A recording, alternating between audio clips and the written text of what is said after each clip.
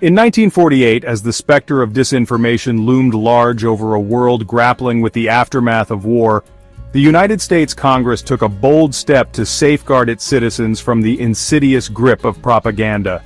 The Smith-Mundt Act, a beacon of transparency and a testament to the sanctity of truth, was signed into law. This landmark legislation drew a clear line in the sand.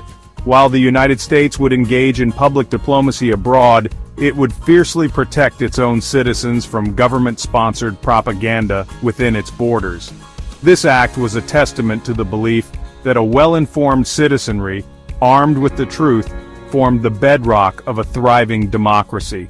It recognized the inherent right of Americans to form their own opinions, free from the manipulative hand of government propaganda.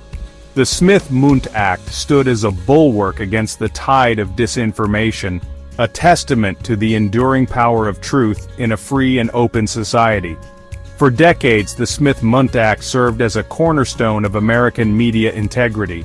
It ensured that information disseminated to the American public, particularly through government-funded channels, remained factual, objective, and free from undue influence.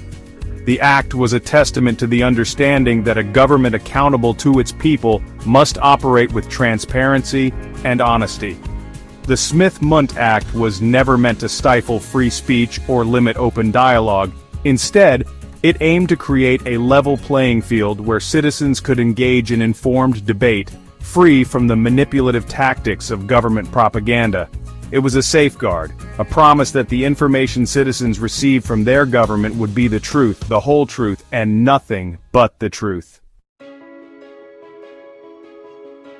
To fully grasp the significance of the Smith-Mundt Act, we must journey back to its origins, to a time when the world was grappling with the devastating consequences of unchecked propaganda. The horrors of World War II, fueled by the insidious spread of misinformation and hate, served as a stark reminder of the fragility of truth and the devastating power of manipulation. In the aftermath of the war, the United States emerged as a global superpower, acutely aware of the critical role it played in shaping the world stage. The Smith-Mundt Act, born from this awareness, reflected a deep-seated commitment to responsible communication and a recognition of the potential for information, if wielded irresponsibly, to be used as a weapon. This landmark legislation, officially known as the United States Information and Educational Exchange Act of 1948, was the brainchild of two senators, Democrat Tom Connally of Texas and Republican Alexander Smith of New Jersey.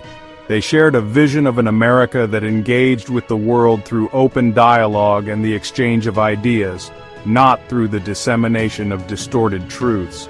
The Smith-Mundt Act established the United States Information Agency, tasked with engaging in public diplomacy abroad. The USIA's mission was clear: to promote understanding of American policies and values through cultural and educational exchange programs. It was a mission built on the foundation of transparency and mutual respect, a far cry from the propaganda machines that had fueled global conflict. Fast forward to 2013, the media landscape had undergone a seismic shift. The rise of the internet, social media, and the 24-hour news cycle had created an environment saturated with information, where discerning truth from falsehood became increasingly challenging.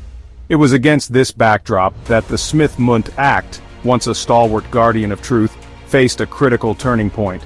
The National Defense Authorization Act of 2013, signed into law by President Barack Obama, contained a seemingly innocuous provision known as the Smith-Mundt Modernization Act.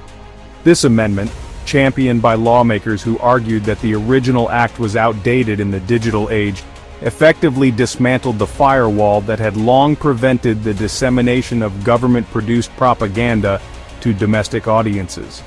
Proponents of the amendment argued that it would allow the government to more effectively counter disinformation spread by foreign entities and terrorist organizations. They maintained that in a world where information traveled at the speed of light, the United States needed to be more agile in its communication efforts. However, critics of the amendment voiced deep concerns, arguing that it opened the door to the very dangers the original act was designed to prevent.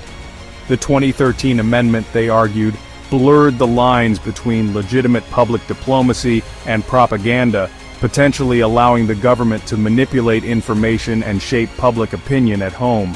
It was a dangerous precedent, they warned, one that could erode public trust and undermine the very principles of a free and open society. We have all seen the effects of this over the past decade. Private companies suppress information and are encouraged to send sponsored fact-checkers to suppress the truth.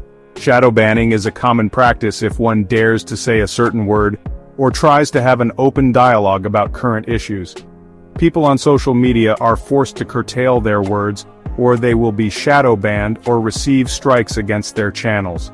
Mark Zuckerberg recently openly confessed that the government came to them and, based on their suggestions, people who breach certain topics were not given the same potential audience reach.